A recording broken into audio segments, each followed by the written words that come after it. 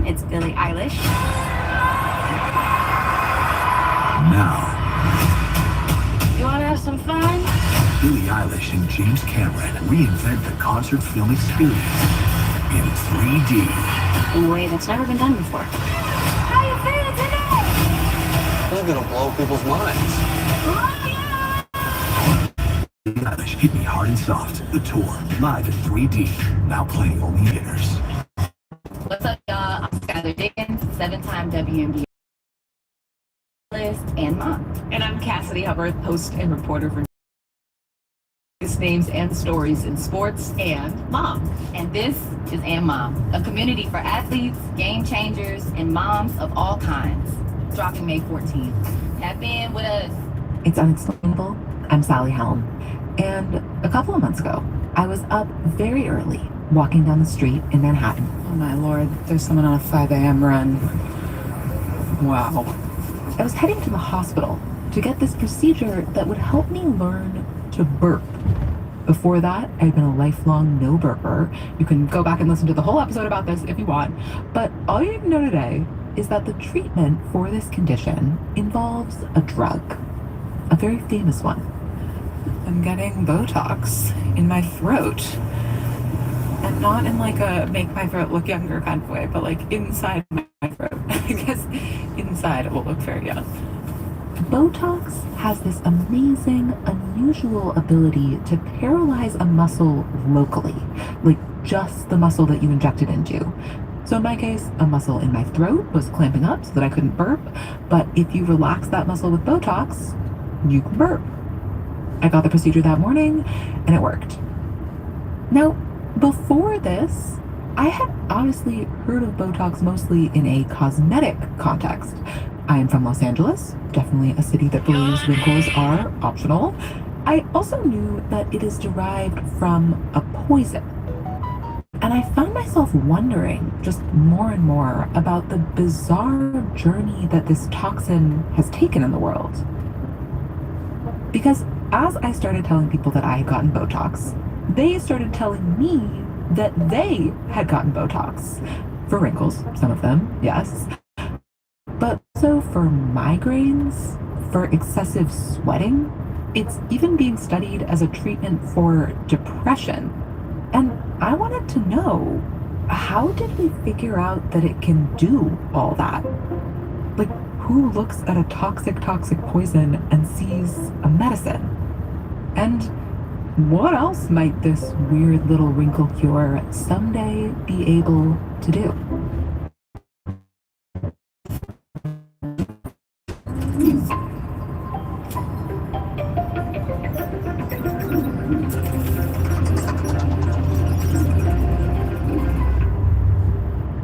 The story begins in the early 1800s in the German countryside.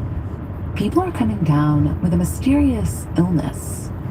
I heard about it from Dr. Jean Carruthers. She knows this story because Botox will become very important in her career. And when these Germans got sick, their eyelids would droop, their speech would slur. They have a descending paralysis of their face and then of their diaphragm. Essentially, their diaphragm stops working, and so they no longer can live. There's a young, newly minted doctor living nearby, Justinus Kerner, and he is called in to investigate. Justinus Kerner had decided to become a doctor after he awoke from a prophetic-feeling dream to find that a paper prescription from a nearby hospital had wafted in through the window while he was sleeping. And he was like, it's a sign. He became a doctor. He also later became famous as a romantic poet, and he has a wine named after him. I've tasted it. It's very delicious. He was a true polymath. In his house, all kinds of contraptions that were sort of magical. But anyway, going back to the 1820s, Justinus Kerner did his medical thesis on these poor people. These people in the German countryside who were struck by this mysterious paralysis.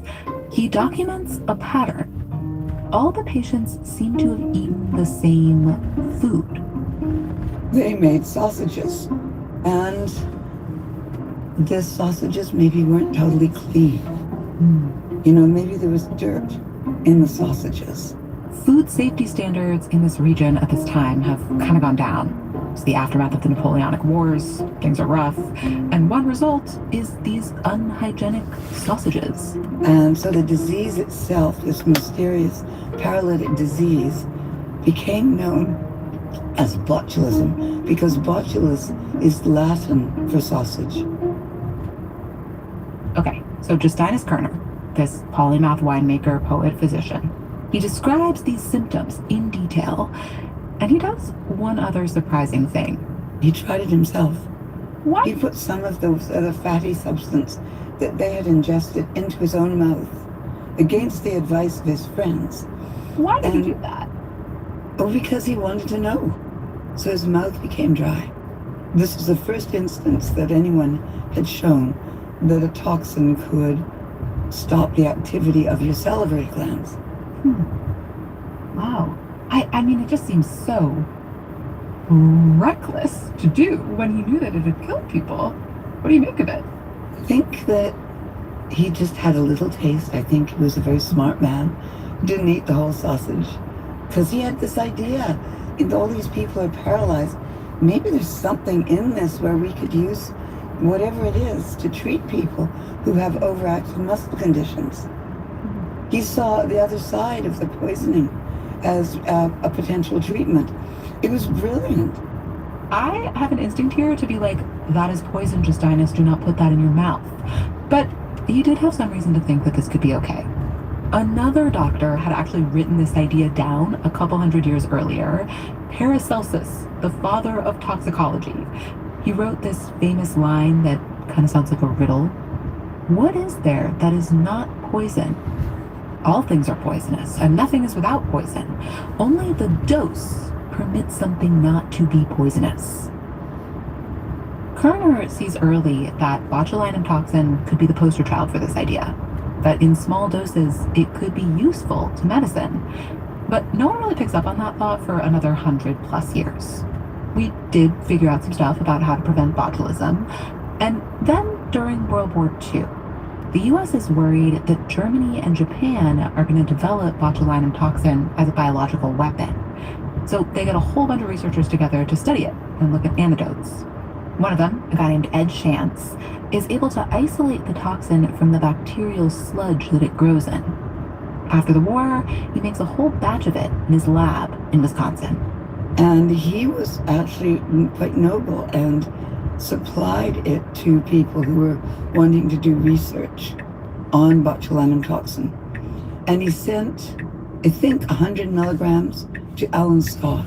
Alan Scott is an ophthalmologist, and he has this idea that botulinum toxin could help cure strabismus, that condition where one eye turns in. He thinks if you weaken the muscle that's pulling on that eye, you could cure this condition without surgery. He does some experiments, and it works. This is where Jean Carruthers enters the story. I was a pediatric ophthalmologist at the University of British Columbia in Vancouver. I started reading about it, and it got really fascinating. So she gets herself a fellowship with Alan Scott. He's now investigating another use. Maybe botulinum toxin can treat a condition called blepharospasm. These poor people, they can't count on their eyes opening. Their eyes spasm shut, so they can't drive a car. They can't cross the street on their own. They can't hold down a job. And after they've been treated with botulinum toxin, they can drive a bus with hundreds of other people in it. I mean, it's a total game changer. Alan teaches Jean how to inject this toxin. She starts treating blepharospasm patients at her clinic in Canada, and one day, during treatment, one of those patients gets mad. She said, "You didn't treat me here, between your eyebrows." And I apologized to her, and I said, "I'm sorry, I hadn't thought you were spasming there." And she said, "Oh, I'm not spasming there, but every time you treat me there, I get this beautiful, untroubled expression." Now, this is when the penny dropped, because I happened to have the perfect husband. Jean's perfect husband, Alistair, is a dermatologist, and she has heard him complain about how difficult it is to treat those frown lines between the eyebrows. the 11s. A lot of people want them gone, but the best treatment at the time doesn't really work, can even be dangerous. So Jean goes home and over dinner, she tells Alistair that she has this idea. Botulinum toxin could solve that problem. You freeze the underlying muscle, you get rid of the wrinkles. He is interested, and they put together a study to test it. They need 18 patients to sign up, and that is not happening. Most people in the world were running a mile from it. They were, no, that's a terrible poison. I don't want to have that injected. And it's a cosmetic treatment. Everyone thought we were over the edge. Crazy. They finally find one person who has had enough up-close experience to know that this drug is not going to kill you, and that is Jean's receptionist, Kathy Bickerton Swan. She had sat there for 4 years, watching all my research patients coming in, out, always happy, always polite, always grateful. And so when we said, Kathy, how would you like to be part of the study? She said, yeah, whatever. You know, it was no big deal to her. And then Jean pulls a Justinus Kerner. The second cosmetic patient that she treats is herself. Her husband gives her the injection. It's the first cosmetic treatment she has ever gotten, but she's sold. And I make a joke of it now. I haven't frowned since 1987. But that's how I got 18 patients into our study. They would say, no, it's a poison. And I would say, well, what do you think? And I'd show them my frown line picture from before and my brow now. Eventually, as we all know, way more than 18 people try cosmetic Botox. Well, girls, we've done it. We're now international champs when it comes to Botox. People are paying good money these days to be injected with food poisoning, or at least a form of it. Mark Twain said wrinkles should merely indicate where smiles have been. He didn't know about Botox. Alan Scott had sold his initial patent to a pharma company called Allergan that mostly did eye care. The Carruthers sold them a patent too. Botox, by the way, is actually just one of the brand names for botulinum toxin. It's like how we call all tissues Kleenex. Now, Jean also makes money on this, including by doing research and consulting for the pharma company. And the old sausage poison goes totally mainstream. It has a whole life that Justinus Kerner would never have foreseen. Botox is now made in California at an undisclosed location and flown in a private jet guards to the bottling plant, where it is made into the Botox vials that are shipped around the world. This stuff is still poisonous at large doses. Don't want that plane getting hijacked. And things can very occasionally go wrong with cosmetic Botox, especially if you get it from a bad injector. But for Jean, obviously, it's been a good thing. I mean, she hasn't frowned since 1987. I've seen you called the godmother of Botox. Why godmother? Well, I guess, I don't know, maybe it's sort of like fairy godmother. You can do something magical with it. It's now so magical. New drug with so many uses. Botox made this jump from ophthalmology to dermatology, but soon enough, it jumps again when dermatologists and other doctors begin to notice that it might be able to treat all kinds of conditions that we previously had no way to cure. That's after the break.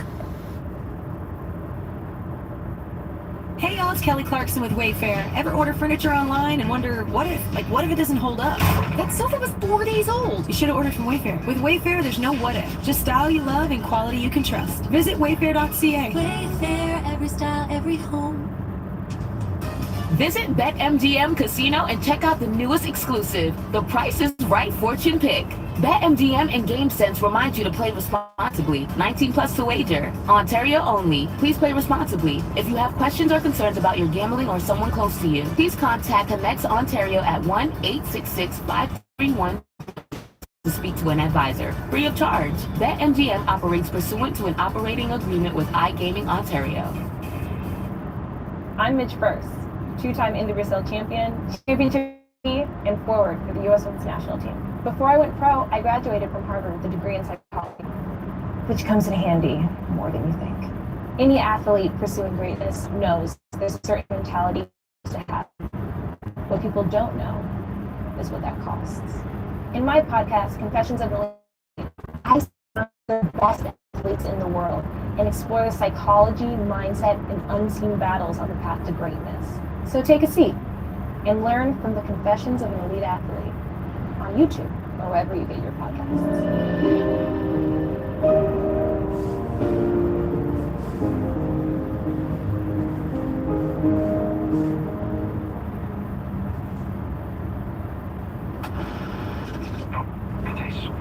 Poison you. Promise if you ingest a lethal amount.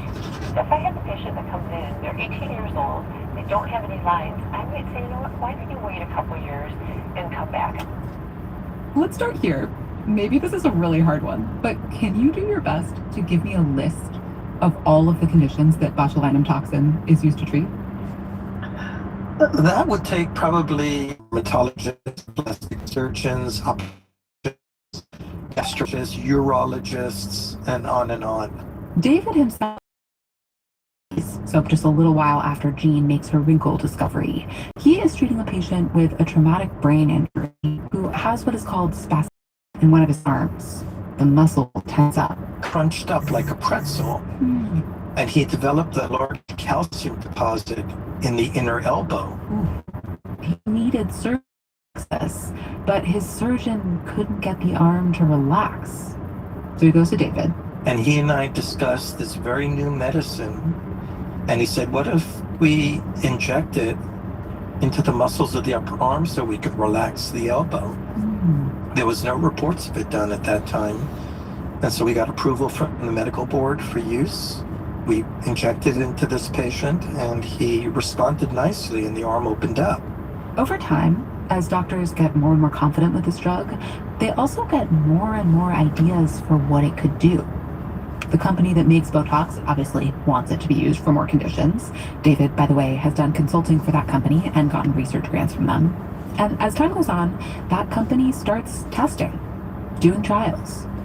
The drug works for various movement disorders. It also works on hyperhidrosis, or excessive sweating. They try it on overactive bladder, where you have to pee like 50 times a day. It helps those patients too. And meanwhile, the cosmetic use is picking up steam. And there's a plastic surgeon out in Beverly Hills who was injecting individuals for their wrinkles cosmetically. And the individuals he was treating for wrinkles came back and said, you know, my migraines are less. And that led to studies in migraine that ultimately received an FDA approval and widely used today. We don't totally know what causes migraines. Especially back then, we didn't have a lot of good treatments. And it wasn't clear exactly why this toxin could help, but it did. An early idea was maybe it's relaxing the muscles in your head, because that's generally what this drug does. It stops muscles from moving. One of the adages I often use to describe the indications is, if it moves, botulinum toxin can stop it. And actually, we now extend that to if it hurts, then botulinum toxin may help relieve the pain as well, because that's an emerging area of use. This toxin basically stops nerves from secreting chemicals, neurotransmitters, especially one major neurotransmitter that's key for telling muscles to move. But also, it turns out, other neurotransmitters that can make us feel pain. That's probably roughly how it works for migraine. This toxin affects just a really fundamental process in our body. That, plus the fact that you can use it so locally, like just inject it into the one muscle that you want to treat, that makes it into this little medical Swiss Army knife. Today, it is officially approved for 9 different medical problems, and it is used off-label for many, many more, like my burping. Off-label means it's for use that the FDA hasn't officially approved. Now, obviously no drug is perfectly safe, and this one comes from an extremely poisonous poison. There are some dangers here. In fact, in 2009, the FDA put a black box warning on this drug and others like it, a reminder that they can cause serious complications, including difficulty breathing. Now, that's extremely rare in the doses we use, but the more common concern is that in the process of causing localized muscle weakness, which is what we're trying to do, it can cause excess weakness of the muscle you're injecting, or it can spread to other muscles. For example, if you're injecting a patient with facial spasm around the eye, and the botulinum toxin spreads to the muscle that keeps the eyelid open, you can get a droopy lid. And so there's really a skill set that needs to be learned. In fact, I usually encourage doctors to find a mentor to train them properly, almost like surgery. I often say there's a lot of science in the field, but there's also a lot of art that needs to be passed through the generations. It's interesting to me how it kind of travels through medicine. It's like a doctor notices something, a patient notices something, people experiment. It all feels sort of much more, I don't know, kind of ad hoc and creative than I think we're used to thinking of it. Well, I think one of the lessons we learn is to be open to serendipity and to be creative in pursuing new indications that others may not have thought about or pursued. There's an interesting emerging literature on depression. Certainly, I would put that into one of the categories of one of the mystery uses that we don't quite understand. For me, it was really striking how immediately the psychotropic effect occurred. Axel Vollmer is a psychiatrist, and he has studied the question of whether botulinum toxin can help with depression. We'll get into that. But at a certain point in his research, he got curious enough to try it himself. So he had a colleague inject him right between the eyebrows on those frown lines. It was a little bit painful. The pressure of the fluid in the tissues is not very pleasant feeling. But then it took a couple of days until the muscle relaxing effect set in. And I have 4 children, and it's very crowded and noisy and busy at home. And it was just like a layer of Teflon covering. It just didn't bother me the way it sometimes does. An injection of resilience. Yeah. Axel would be the first to say that he is not actually a good test subject for himself, because he went into this with a theory. It goes back actually to a very old idea. Charles Darwin wrote about it in one of his lesser-known works called The Expression of Emotions in Man and Animals. That came out a little over a decade after his real banger on the origin of species. In this other book about emotions, he talks about how our facial expressions are tied to what we feel. Those muscles that make your eyebrows contract and cause those frown lines, he calls them the grief muscles. People build on this idea and come up with something called the facial feedback hypothesis. If you're angry, you frown. And this frowning communicates your anger to others. But it also communicates this anger to yourself. And is this a proven idea, or it's just... Yeah, no, it's a very old hypothesis, and it has been proven experimentally, time and again. That it's not just that I'm happy, I smile. Also, no. If I smile when I'm not feeling happy, I start feeling happy. Fake it till you make it. So a while back, Axel and one of his colleagues got curious about botulinum toxin as a treatment for depression, because it freezes your frown lines. And that's where you express all this negative emotion. So per the facial feedback hypothesis, if you make frowning impossible, you should feel better. They looked into it and found that a dermatologist in the United States had actually already done a study on this with promising results. Axel did his own small study, a randomized controlled trial. It also suggested that Botox could work as an antidepressant. Then other researchers got in on this. There were several independent replications of our findings that uniformly confirm this effect. Axel, by the way, also did some consulting for the company that makes Botox along the way here. And he told me there still needs to be a large randomized controlled trial to really be sure that this effect is a thing. But even if it is true that botulinum toxin can work as an antidepressant, we still don't know why. We don't know if it is because of the facial feedback hypothesis. There is some evidence that small amounts of Botox could travel into the central nervous system. Axel thinks it would be too small to really do anything, but it's possible that it has some antidepressant effect that we don't understand.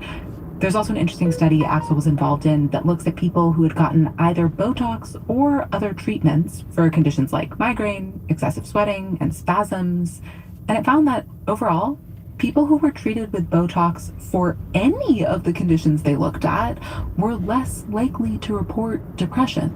So maybe you can inject it into your butt or into your thigh or whatever. You'll be so happy. Yeah, and this is, of course, this is really intriguing. But on the other hand, we don't want to do this study because it leads us too far away from what we know is working. He said first they want to do the big trial to confirm that these frown line injections really, really work. And his money is still on the facial feedback hypothesis. He said the most likely explanation for that other finding is just that Botox works really well as a treatment in general. So maybe that is why patients report less depression when they get it, because their excessive sweating or their migraines really improved. This toxin has a lot of uses, and we are still finding more. Axel told me he went to a conference recently. It was called Toxins 2026, and there were presentations on botulinum toxin and wound healing, botulinum toxin and pain. For me, cancer was the most fascinating new indication. I wasn't aware of that.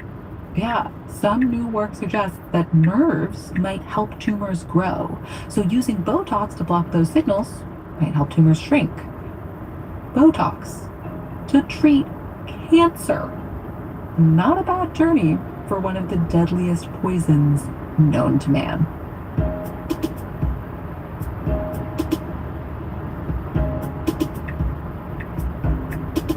This episode was produced by me, Sally Helm. It was edited by Joanna Solotaroff with help from Julia.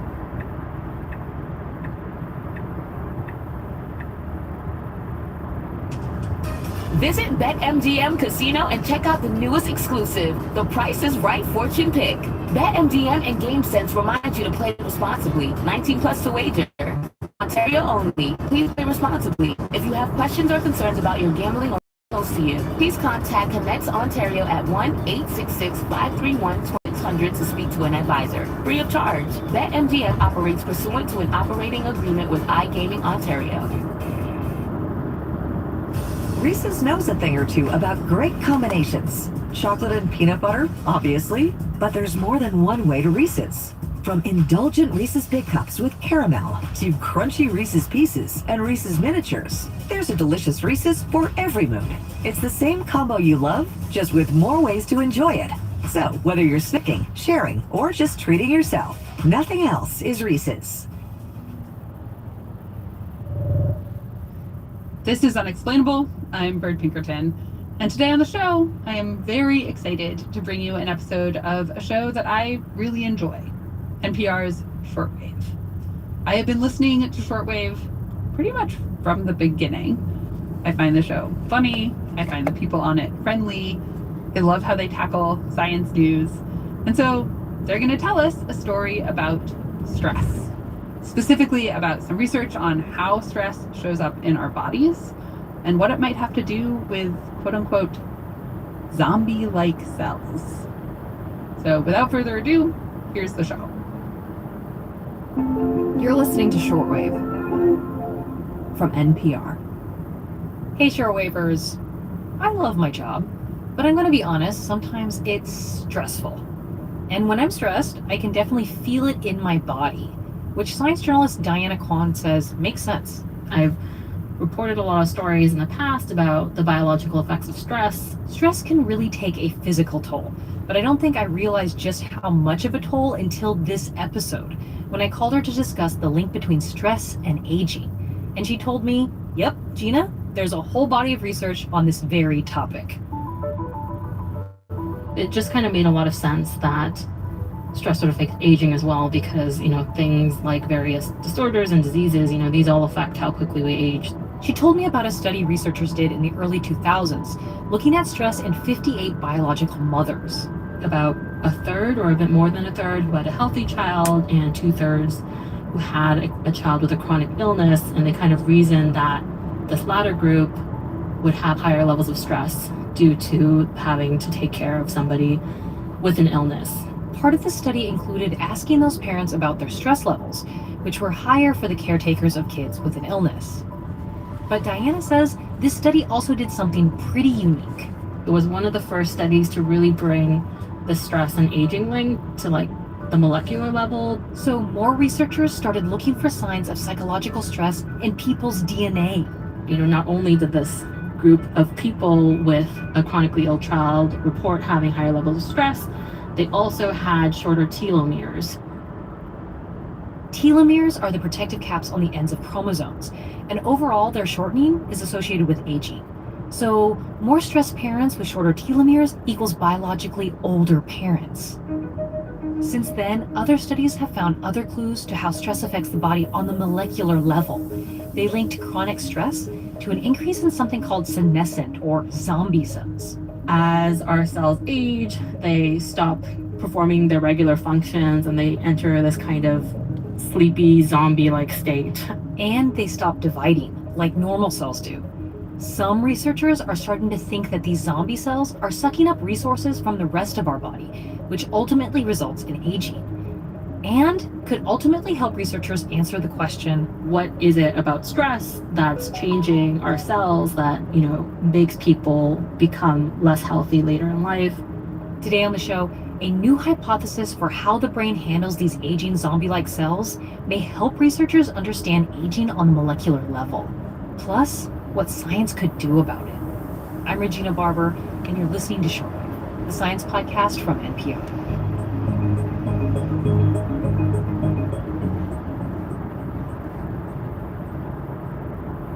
Some gifts say, I thought of you. The best ones help you discover more. This Mother's Day, give her something personal with Ancestry DNA. Now up to $75 off. Explore her origins and discover the journeys that made her who she is. Save today. Give her something unforgettable, thoughtful, meaningful, uniquely hers. Give more than a gift for less. Give Ancestry DNA. Visit ancestry.ca today. Offer ends May 10th. Terms apply. I'm Midge Purse, two-time Indy Brazil champion, championship MVP, and forward for the U.S. Women's National Team. Before I went pro, I graduated from Harvard with a degree in psychology, which comes in handy more than you think. Any athlete pursuing greatness knows there's a certain mentality you have to have. What people don't know is what that costs. In my podcast, Confessions of an Elite Athlete, I sit down with the best athletes in the world and explore the psychology, mindset, and unseen battles on the path to greatness. So take a seat and learn from the Confessions of an Elite Athlete on YouTube or wherever you get your podcasts.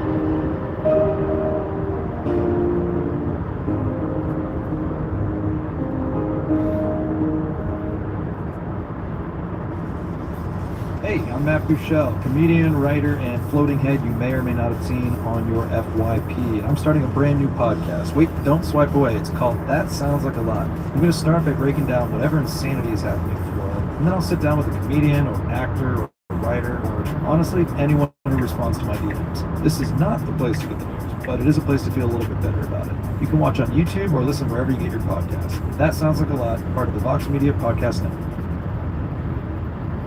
Okay, Diana. So these researchers that are like studying aging, they've developed this hypothesis called the brain-body energy conservation model. As a physicist, I love any energy conservation model, actually. How does this work? Yeah. So this is a really interesting model developed by, a small group of aging researchers. So it's by no means a well-established, widely accepted model yet. But basically, as our cells get older, they accumulate energetically costly forms of damage. So these are things like becoming zombie-like or senescent or accumulating DNA damage or inflammation. All of these things are those telomeres shortening. Exactly. So all of these things require energy to fix.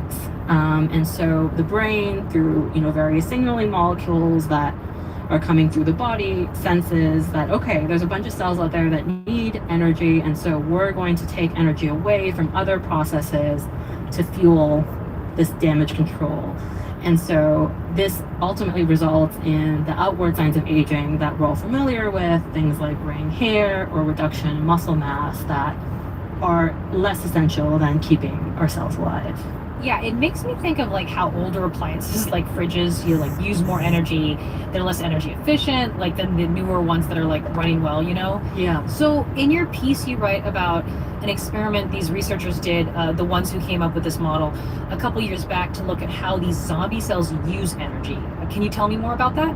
Yeah, so this was back in, I think, 2022, where a bunch of researchers at Columbia took human skin cells and cultured them in a laboratory dish, and they observed them over a short period of time, and they found that the cells that had stopped dividing and entered this zombie-like state were using about double the energy that younger cells were.